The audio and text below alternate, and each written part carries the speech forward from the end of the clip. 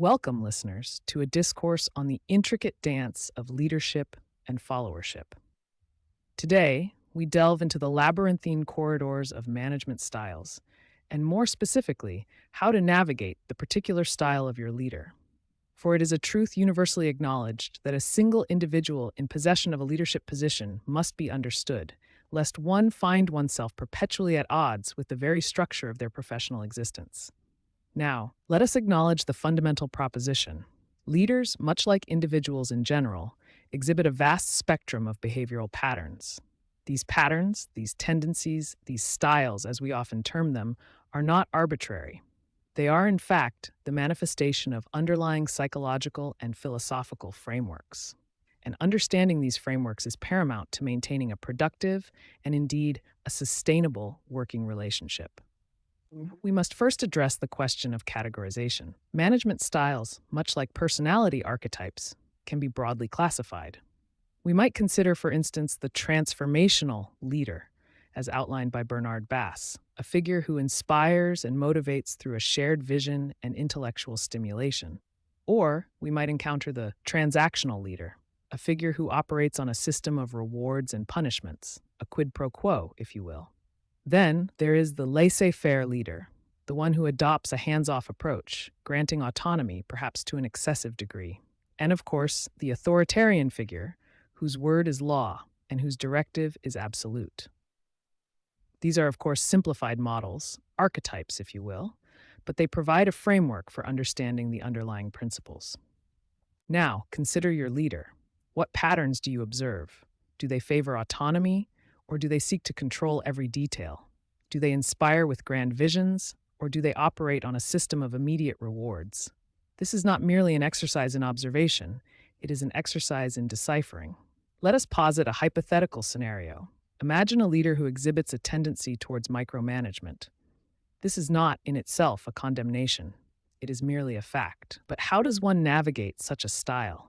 One might, for instance, consider the following. Firstly, establish a clear and consistent communication channel.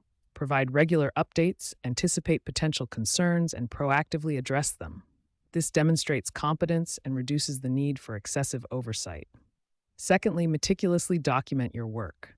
Create a paper trail, if you will, to provide evidence of your progress and accountability.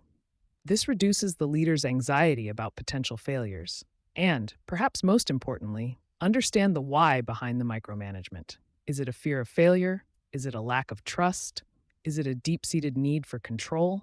Understanding the root cause can provide valuable insights into how to adapt your approach.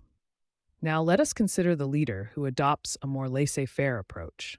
This, too, presents its own challenges. One might find oneself adrift, lacking direction and support. In such a scenario, one must take initiative. Seek clarity on expectations, proactively solicit feedback, and create your own structure. And of course, cultivate a network of mentors and colleagues who can provide guidance and support. For as Jordan Peterson himself has stated, compare yourself to who you were yesterday, not to who someone else is today. This applies not only to personal growth, but also to navigating the complexities of the professional landscape. But what of the emotional dimension? Working with a leader whose style clashes with your own can be emotionally taxing. It is crucial, therefore, to cultivate emotional resilience, to maintain a sense of perspective, to avoid taking criticism personally, and to focus on what you can control.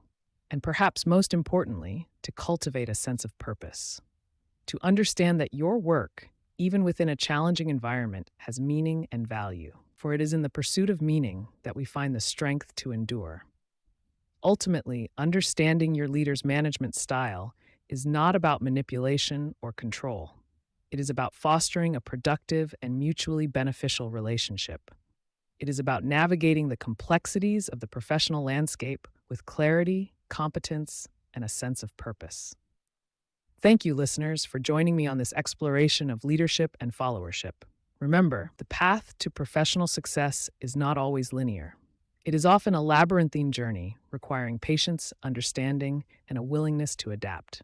Until next time, maintain your composure, cultivate your competence, and strive for excellence in all your endeavors.